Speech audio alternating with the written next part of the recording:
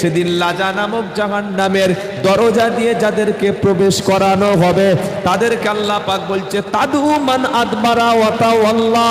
তাদের যখন সত্যপদে ডাকা হতো, দিন ইসলামের দিকে যখন ডেকে ডেকে আনা হতো, ওই ব্যক্তি তারা যারা আল্লাহ রাস্তায় ডাকলে মুখটা তারা ফিরিয়ে নিত। আজান হলে আজানটা কানে যায়, মসজিদে দাওয়াতের সাথীরা ডাকছে, ইমাম সাহেব গিয়ে তাকে ডেকে ডেকে আল্লাহর পথে আনছে। সত্য ইসলাম জানার পরে মুখ ফিরিয়ে নিয়েছে যারা, লাজা নামক জাহান্নামের দরজা দিয়ে প্রবেশ করবে তারা। কিছু লোক দেখবেন নামাজের কথা বললে কি বলে জানেন? এ ভাই, এই তোর জ্ঞান দিতে হবে না, তুই যা যা যা, আমি সব জানি। বলে না? বলে না? এই বলে ওর ঈমান আছে বলে মনে হচ্ছে, তোর জ্ঞান দিতে হবে না, আমি খুব জানি খুব জানি। জ্ঞান দিতে হবে না মানে? তুমি এই কথাটা বললে কাদের জন্যে? তুমি কাদেরকে বললে জ্ঞান দিতে হবে না খুব জানি? যারা বলেছে এরা আল্লাহর পক্ষ থেকে তোমার কাছে বার্তাটা পৌঁছে দিতে এসছে। তুমি যে ভুল পথে হাঁটছো, তুমি যে জাহান্নামের রাস্তা ধরেছো, তুমি যে আগুনের রাস্তা ধরেছো, এই রাস্তা থেকে সাবধান করে দেওয়ার জন্যে আলেম ওলামারা, মসজিদের ওলামারা, মাদ্রাসার বড় বড় ওলামারা, দাওয়াত ও তাবলীগের সাথীরা, খানকা থেকে, মার্কাজ থেকে, বিভিন্ন ইসলামিক সেন্টার থেকে তোমাকে সাবধান করা হচ্ছে। আর তুমি কি বলছো? জানি জানি জানি, খুব জানি, জ্ঞান দিতে হবে না, তোমার চাইতে বেশি বুঝি। অথচ আল্লাহ তাআলা কিয়ামতের দিন কান দিয়ে কি শুনেছি, চোখ দিয়ে কি দেখেছি, আর অন্তর দিয়ে কি ভেবেছি, এই সম্পর্কে প্রশ্ন করবে। কিছু মনে থাকবে ইনশাআল্লাহ। ওয়ালা তাকফু মা লাইসা লাকা বিহি ইলম ইন্নাস সামআ ওয়াল বাসারা ওয়াল ফুআদা কুল্লু উলাইকা কানা আনহু মাসউলা। 15 পারা সূরা বানী ইসরাঈলে আল্লাহ বলছে, যে বিষয়ে তোমার জ্ঞান নাই সে বিষয়ে কোনো মন্তব্য করো না। যে বিষয়ে কোনো নলেজ নাই কথা বলতে যেও না। নিজে দু চারটে কিছু শিখে সব জায়গায় ফতোয়াবাজি এটা করো না। নিশ্চয়ই ইন্না সামা, তুমি কান দিয়ে যেটা শুনেছো, ওয়াল বাসারা, চোখ দিয়ে যেটা দেখেছো, ওয়াল ফুআদা, অন্তর থেকে যেটা তুমি ভেবেছো, সব সম্পর্কে আল্লাহর কাছে প্রশ্ন তোমার করা হবে। আল্লাহ জিজ্ঞাসা করবে, শুনেছিলে যতটা, দেখেছিলে যতটা, ভেবেছিলে যতটা, তুমি চোখ দিয়ে কি দেখেছিলে, সবগুলো আল্লাহর কাছে প্রশ্ন করা হবে। তুমি কান দিয়ে কি শ্রবণ করেছিলে? আপনাদের মসজিদে মাইক দেওয়া আছে, মাইক উপরে মাইক আছে না? কেন মুখে আজান দিলে গোনা হবে নাকি? মুখে আজান দিলে গোনা হবে? নবীর জামানায় মাইক ছিল? ছিল না। তো মাইক দেয়া হচ্ছে কেন জানা আছে? মাইক দেয়াটা কেন হচ্ছে? লোক আজান শুনবে, গোসল করবে, খাবে, দোকান খুলবে, কাজে যাবে, এই জন্য, তাই তো? মাইকটা এমনি এমনি দিয়েছে কিয়ামতের দিন ধুনবে বলে। এই আজান হয়েছিল, মুয়াজ্জিন এত জোরে চিৎকার করেছিল, আওয়াজটা তোর কানে গেল, আর ওই আওয়াজ শুনে তুই মসজিদে আসতে পারলি না। কিয়ামতের দিন জিজ্ঞাসা করা হবে, সত্য পথে ডাকার পরে কেন তুমি আসলে না? তুমি আল্লাহর কাছে জবাব দাও, যেহেতু আমি আল্লাহ পৃথিবীর যত নিয়ামত সব তোমাকে দান করেছিলাম। বলুন সুবহানাল্লাহ। তোমাকে কি দিইনি? আলাম নাজআলিল আরদা মিহাদা ওয়াল জিবালা আওতাদা। আল্লাহ বলছে, জমিনকে তোমাদের জন্য বিছানা বানিয়ে দিয়েছি। বিছানা মানে কি? নিরাপদ জায়গা। বিছানা যেমন নিরাপদ জায়গা, জমিনটা হলো বান্দার জন্য নিরাপদ জায়গা।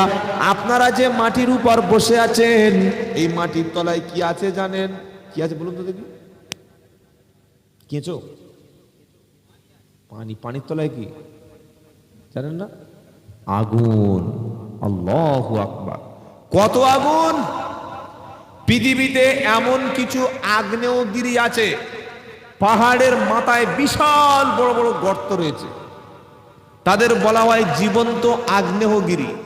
সেই পাহাড়ের মাথায় এত বড় বড় বিশাল বিশাল এই উনুন বা চুলোর মতো মুখ রয়েছে।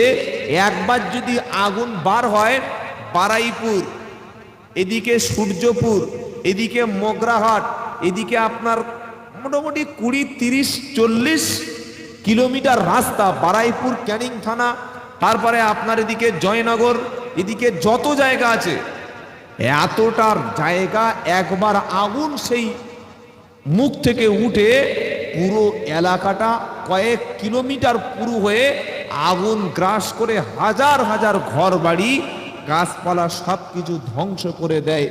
এই যে আগুনটা উঠছে এটার নাম কি? জীবন্ত আগ্নেয়গিরি। কি নাম বললাম? জীবন্ত আগ্নেয়গিরি। মাটির তলায় রয়েছে আগুন।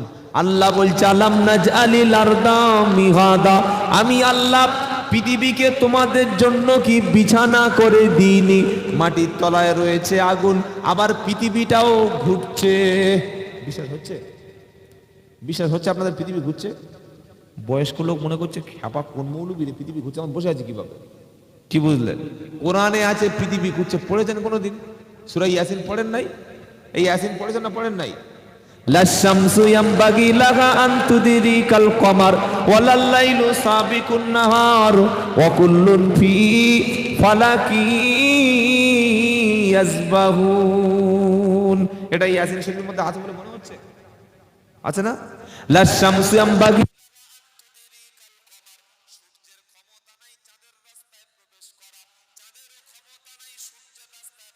করা, দিন কখনো রাতের মধ্যে প্রবেশ করে না, রাত কখনো দিনের মধ্যে প্রবেশ করে না।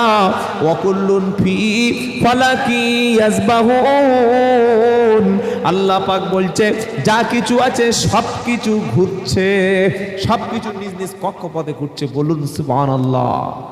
পৃথিবীটা নিজ কক্ষপথের উপরে বন্দুক ফায়ার করলে যত দ্রুত বন্দুকের মধ্য থেকে গুলি বার হয়ে যা তার চাইতে জোরে পৃথিবীটা ঘুরছে।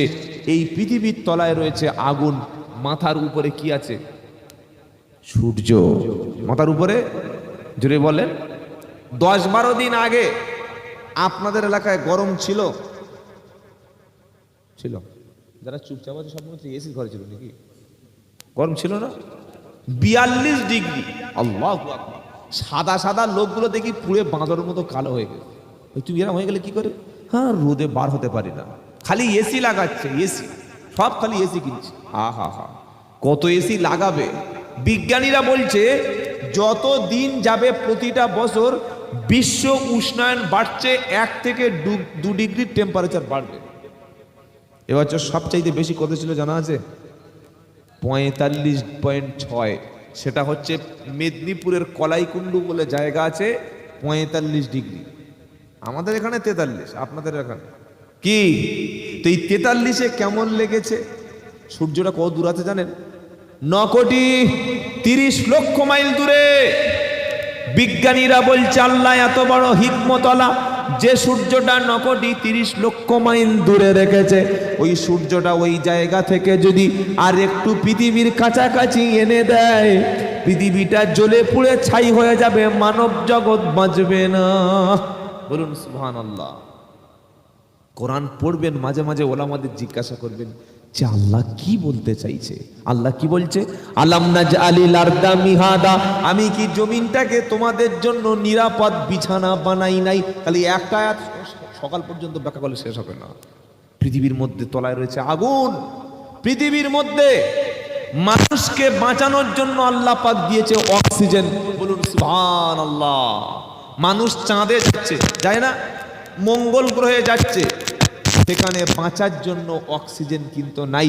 পৃথিবীর মানুষকে আল্লাহ এত বড় নিয়ামত দিয়েছে, বাঁচার জন্য গাছ সৃষ্টি করেছে, অক্সিজেন দিয়েছে। আল্লাহ পাক বলছে শোনো, এই যে প্রচন্ড গরমের হাত থেকে বাঁচার জন্য এসি লাগাচ্ছ, ঠান্ডা এয়ার কুলার ব্যবহার করছো, ফ্যান কিনছো, যে আল্লাহ পাক এই আগুন দিয়ে গোটা পৃথিবীকে ভরিয়ে দিয়েছিল গরম দিয়ে, সেই মশলা বৃষ্টি দিয়ে ঠান্ডা হয়েছে না হয়নি? সুবহানাল্লাহ বলতে ইচ্ছে করে না? আল্লাহ গোটা পৃথিবীকে ফ্রিজ করে দিয়েছে। বলুন না সুবহানাল্লাহ। আল্লাহর কত বড় নিয়ামত। আলাম নাজআলিল আরদা মিহাদা ওয়াল জিবালা আওতাদা, আল্লাহ বলছে বান্দা পৃথিবীটা প্রচন্ড ভাবে ঘুরছে, যাতে করে তোমাদের নিয়ে না নড়ে চড়ে পড়ে, তার জন্য পৃথিবীতে আমি পাহাড় মেরে দিয়েছি পিরেক হিসাবে। বলুন সুবহানাল্লাহ। এই যে মসজিদ, এটা কলমের মসজিদ তো? এই কলম দেয়া নাই, দেওয়াল। আশেপাশে আপনাদের যে কলমের ঘর কারণ নেই বাবা, এখানে তো কলম যখন দেন মাটির নিচে 2 ইঞ্চি না 8 ফুট 10 ফুট কলম থাকে, 6 ফুট 5 ফুট থাকে, কবর 4 ফুট থাকে না? আপনারা যে পাহাড়গুলো দেখছেন আল্লাহ বলছে ওয়াল জিবালা আওতাদা, তোমরা মাউন্ট এভারেস্ট দেখেছো 8848 মিটার, কাঞ্চনজঙ্ঘা দেখেছো, তোমরা সিকিমে পাহাড় দেখেছো, তোমরা জাবালে নূর জাবালে রহমত দেখেছো, নেপালে ভুটানে পাহাড় দেখেছো। পৃথিবীর উপরে পাহাড় যদি 8 থেকে 9000 ফুট উপরে থাকে, তার চতুর্গুণ পাহাড়ের অংশটা আমি আল্লাহ মাটির তলায় গেড়ে রেখেছি। জোরে বলুন সুবহানাল্লাহ। উপরে দেখছো কত? 8848 মিটার, মাটির তলায় যে কত বেশি রেখেছি একমাত্র আল্লাহ জানে। জোরে বলুন সুবহানাল্লাহ। শুধু জমিনে পাহাড় নয়, সমুদ্রের ভিতরে পাহাড় আছে। সমুদ্রের পানির তলায় কি আছে? পাহাড়। কি করে বুঝলেন? এই যে টাইটানিক জাহাজ 1912 সালে ডুবে গিয়েছিল, মনে আছে আপনাদের? খবরে পড়েন নাই? টাইটানিক জাহাজটা যে ধাক্কা লেগে ডুবেছে, কার সঙ্গে? পাহাড়ের সঙ্গে, পাথরের সঙ্গে। পানির তলায়, সমুদ্রের তলায় এমন এমন পাহাড় আছে যেটা কয়েক হাজার কিলোমিটার, সারা জীবন সেই পাহাড় মানুষ কোনোদিন শেষ করতে পারবে না। বলুন সুবহানাল্লাহ। এগুলি আল্লাহ কেন দিয়েছেন? আমাদের মতো এই বান্দারা যাতে শান্তিতে থাকতে পারে, পৃথিবী যাতে না ঢলে পড়ে, পৃথিবী যাতে লাইনচ্যুত না হয়ে যায়, তার জন্য পাহাড়কে আল্লাহ তাআলা গেড়ে দিয়েছেন। জোরে বলুন না সুবহানাল্লাহ। এরপরে আল্লাহ পাক বলছে ওয়া খলাকনাকুম আজওয়াজা, তুমি কেন আল্লাহকে বিশ্বাস করবে না? নারী এবং পুরুষকে আমি আল্লাহ জোড়ায় জোড়ায় বানিয়েছি। আহা, সব যদি একটা গ্রামে বেটা ছেলে থাকে, লোক বাঁচবে? কি বলছেন বলে? একটা গ্রামে সবার বেটা ছেলে হচ্ছে। 100 বছর যদি প্রত্যেকটা লোক বিয়ে করলে 100 বছর প্রত্যেকের বাড়িতে শুধু বেটা ছেলে হয়, কোনো মেয়ে ছেলে যদি না হয়, পরবর্তী প্রজন্ম মানুষ কি আর বাঁচানো সম্ভব হবে? কি বলছেন আপনারা? কিছু বুঝতে পারছেন আমার কথা? সবার ঘরে যদি বেটা ছেলে হয়, পৃথিবীর মানুষকে বাঁচানো যাবে? কাকে বিয়ে করবে, কুকুরকে না ছাগলকে? মানুষকে তো বিয়ে করতে হবে, আর মানুষকে বিয়ের জন্য নারী লাগবে। আবার সবার ঘরে যদি আল্লাহ মেয়ে দেয়, আল্লাহ কত বড় হিকমত আল্লাহ, বলুন সুবহানাল্লাহ। সবার ঘরে যদি একটা মেয়ে, আমার মেয়ে, হজরতের মেয়ে, আপনাদের সবার 4টে 5টা 6টা করে মেয়ে, সেই ক্যানিং গেছে মেয়ে, ওদিকে জয়নগর গিয়েছে মেয়ে, ওদিকে মোগরাহাটি, যার বাড়ি যাচ্ছে খালি মেয়ে। বলছে ছেলে আছে, বলছে না ছেলে কারণ নেই। তো তোর ছেলে আছে, ছেলে কারণ শুধু মেয়ে হচ্ছে, শুধু মেয়ে হচ্ছে। এরকম যদি 100 বছর প্রত্যেকের ঘরে মেয়ে দেয়, কি হবে? কি হবে বলেন? ছেলে কারণ নাই, তো ছেলে লোক বিয়ে করার জন্য পাবে কোথায়? আল্লাহ এত বড় হিকমত আল্লাহ, তিনি কি দিচ্ছেন? ইয়াহাবু লিমান ইয়াশাউ ইনাসা, আমি যাকে খুশি তাকে শুধু কন্যা সন্তান দান করি। ইয়াহাবু লিমান ইয়াশাউ উদ্দুকুর, আবার যাকে খুশি তাকে পুত্র সন্তান দান করি।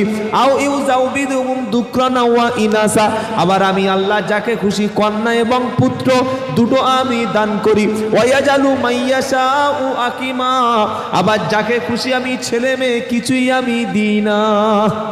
সব কিছু করেন কে? যদি বলেন আল্লাহ। আপনাদের সঙ্গে মনে হয় সকালে আপনাদের প্রত্যেকের বউ ঝগড়া হয়েছে, যা দেখে আপনাদের বুঝতে পারছি কারোর মুখে কোনো কথা নাই, কোনো টেম্পার নাই, ভ্যাকসিন নিয়ে সব শেষ হয়ে গেছে। ছেলে মেয়ে দিচ্ছে আল্লাহ। আর কিছু মুসলমান আছে ঘুঁটিয়ারি, কালকে চলুন আমার সাথে, আমার বাড়িতে খাবেন, সকালে ঘুঁটিয়ারি নামিয়ে দেব। মাজারে গিয়ে দেখি, মাজারের গ্রিলে দেখি সবাই পাথর বাঁধছে। কি খবর বাবা? বললে মাজারে পাথর বাঁধলে পাথর ঝুলে ঝুলে পেটে বাচ্চা চলে আসে। হুগলির খানাকুল বলে একটা থানা আছে, ওখানে একটা জলসায় গিয়েছি, মাজারের জলসা, আমাকে দাওয়াত করেছে কিভাবে আল্লাহ জানে।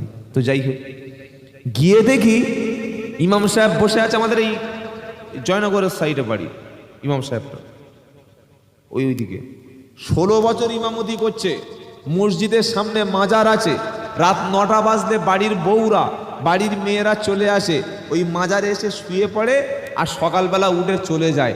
ওদের বিশ্বাস, ওদের ধারণা 3 দিন মাজারে শুয়ে থাকলে তার পরের বছর পেটে বাচ্চা আসে। ইমান থাকলে হ্যাঁ বানা বলবেন তো? মাজারে শুলে কি বাচ্চা হয়? হয় না। বাচ্চার জন্য স্বামী লাগে। কি লাগে বলে? স্বামী লাগে। তোদের স্বামী আছে বললে, হ্যাঁ তা স্বামী কি হচ্ছে? হচ্ছে না। স্বামীতে যখন হচ্ছে না, রাত 9টা থেকে সকাল পর্যন্ত কেউ যদি মাজারে শুয়ে থাকে, তাহলে নিশ্চয়ই অন্য কোনো আসামি তোদের কাছে আসছে। কি বলি, স্বামী যখন ফেলিওর হচ্ছে, তো অন্য কিছু পুরুষ হয়তো আসছে, তাহলে বাচ্চারা হবে কোত্থেকে? ছি ছি ছি ছি ছি। মুসলমানদের এখনো বিশ্বাস যে মান্নত করলে আল্লাহ পাক আমার ভাগ্য পাল্টে দেয়। এখনো অনেক মুসলমান আছে বিশ্বাস করে যে মান্নত যদি পীরের থানে করি, রওজার কাছে গিয়ে করি, আমার ভাগ্য পাল্টে যাবে। এই উদ্দেশ্য করে হাতে মাদলি নিয়েছে, এই মাদলিটা থাকলে আমার ব্যবসার বরকত হবে। ভাই, এসব ভণ্ডামি ছাড়া কিচ্ছু নয়। মাদলি কখনো আপনাকে ব্যবসায় পরিবর্তন করে দিতে পারে না। তাবিজ কবজ এগুলো আমাদের চোখের একটা ধান্দা। আপনি আল্লাহওয়ালা হবেন, নামাজ পড়বেন, কোরআন পড়বেন, আল্লাহর কাছে সাহায্য চাইবেন, রুজির ব্যবস্থাটা কে করে দেবে? আল্লাহ। তাই আল্লাহ পাক শোনাচ্ছে, নারী এবং পুরুষ আমি আল্লাহ জোড়ায় জোড়ায় বানিয়েছি। বানানোর পরে আল্লাহর নিয়ামতগুলো বলছি, তারপরে কি বলছে? ওয়াজা আল্লাহ নাওমাকুম সুবাতা, নারী পুরুষ জোড়ায় জোড়ায় সৃষ্টি করে আমি আল্লাহ ঘুমকে, তন্দ্রাকে তোমাদের জন্য আরামের বস্তু হিসাবে বানিয়েছি। বলুন সুবহানাল্লাহ। যার চোখ থেকে ঘুম চলে গেছে, জিজ্ঞাসা করুন কত কষ্টে আছে। কি বুঝলেন? সবচাইতে সুখে শান্তিতে থাকে তারা সারাদিন হালাল পরিশ্রম করে, সন্ধ্যায় মাগরিবের নামাজ পড়ে, ঈশার নামাজটা পড়ে, রাতের বেলা ভাত খেয়ে দোয়া পড়ে ঘুমিয়ে পড়েছে যারা, আর একটা ঘুমে 4:30 বেজে গিয়ে 4:45টায় মসজিদে নামাজ পড়ে কাজে বার হয়ে গেছে যারা, সবচাইতে শান্তিতে পৃথিবীতে বাস করে তারা। আপনারা পয়সাওয়ালা লোক দেখেছেন, টাকাওয়ালা লোক দেখেছেন, কোটি কোটি টাকার মালিক, বড় বড় এমপি দেখেছেন, এমএলএ দেখেছেন। অনেকে মনে করে এমএলএ এমপিরা, কোটি টাকার মালিকরা মনে হয় খুব সুখে আছে। ওদের বাড়িতে গিয়ে দেখবেন ঘুমের ট্যাবলেট ছাড়া কখনো ঘুমাতে পারে না। গরিব মানুষের ঘুমের ট্যাবলেট লাগে? কি বলছেন? ফজরের নামাজটা পড়লো, কাঁধে করে কোদাল নিল, এক বাসন পান্তা ভাত খেয়ে লঙ্কা দিয়ে বার হলো, সকাল 8টায় কাজে লাগলো, জোহর পর্যন্ত কাজ করলো, সারাদিন গাধার মতো খেটে জোহরের আজান যখন হয়ে গেল, বাড়িতে এসে ওযু করে মসজিদে নামাজটা পড়তে গেল। যে ব্যক্তি আল্লাহর হয়ে গেল, আল্লাহর দিকে যে ব্যক্তি ফিরে এলো, আল্লাহ তার রুজির দায়িত্বটা নিয়ে নিল। সুবহানাল্লাহ বলবেন না? আল্লাহ রুজির গ্যারান্টি দিয়েছে। কোথায়? ফালিয়াবুদু রাব্ব হাদাল বাইত আল্লাযী আত'আমাহুম মিন জু'ই ওয়া আমানাহুম মিন খাউফ। সূরা কুরাইশের মধ্যে বলছে, আমি কাবা শরীফের মালিক হলাম আল্লাহ। তোমরা যদি এই আল্লাহর যে ঘর, এই ঘরের মালিক যিনি, তার ইবাদত যদি তোমরা করো, তোমরা আমার গোলাম হবে, আমার দাসত্ব করবে। তোমরা যখন ক্ষুধার কষ্ট পাবে, রুজির ব্যবস্থা করব, বিপদ আসলে আমি আল্লাহ তোমাদের বাঁচিয়ে নেব, এমন ভাবে বাঁচাবো তোমরা কখনো কল্পনা করতে পারবে না। বদরের ময়দানে আল্লাহ বাঁচিয়েছে মুসলমানদের।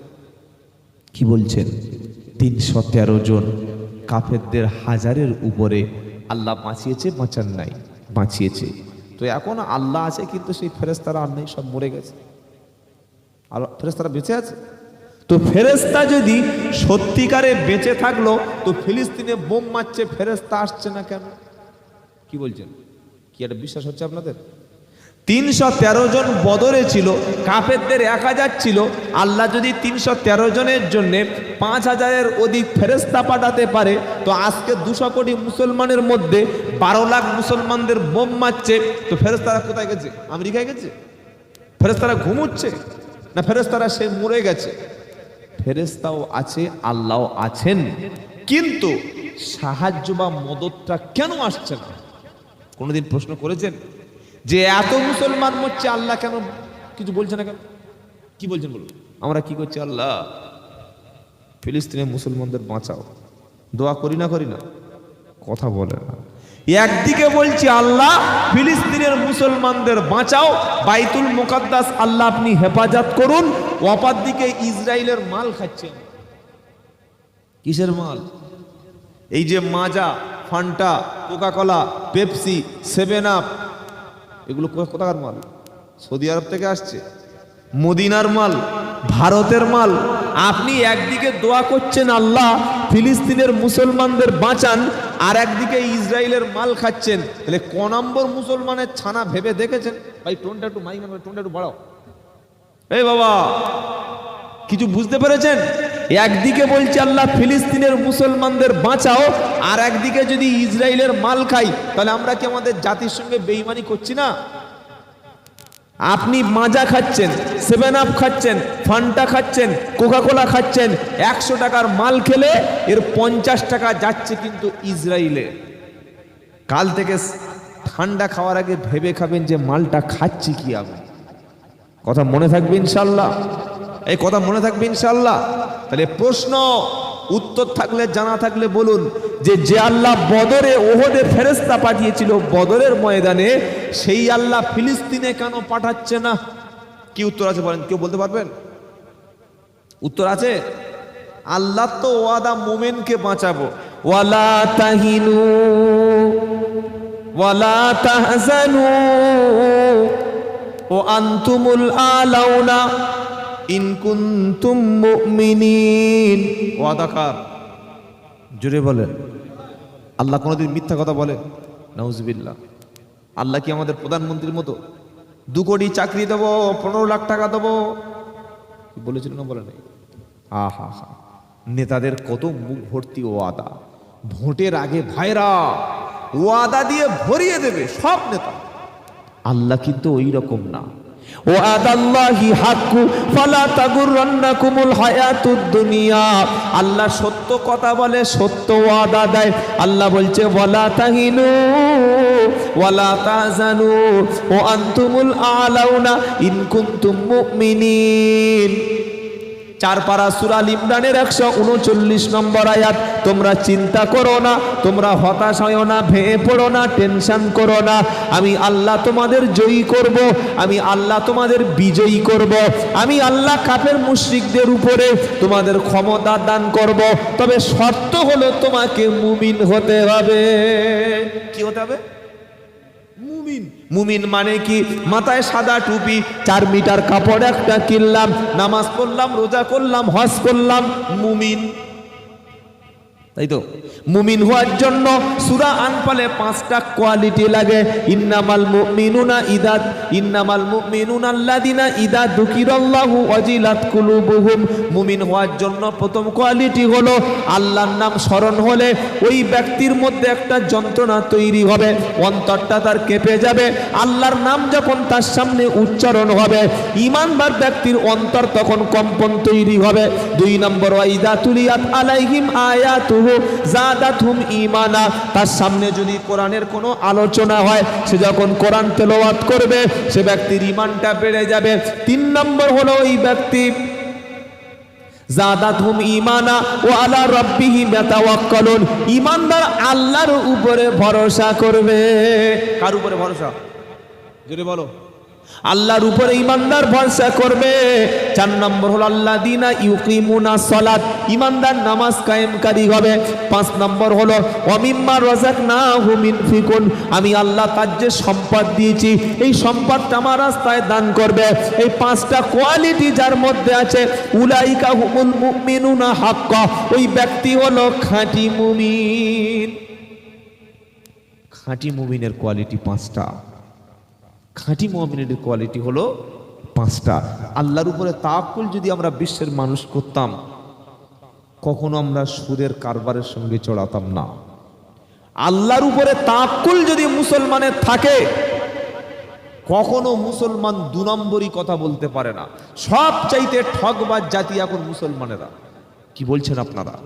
পৃথিবীতে নামাজ কম পড়ার জন্যে, রোজা কম করার জন্যে মুসলমানদের উপর বিপদ আজকে নেমে আসেনি।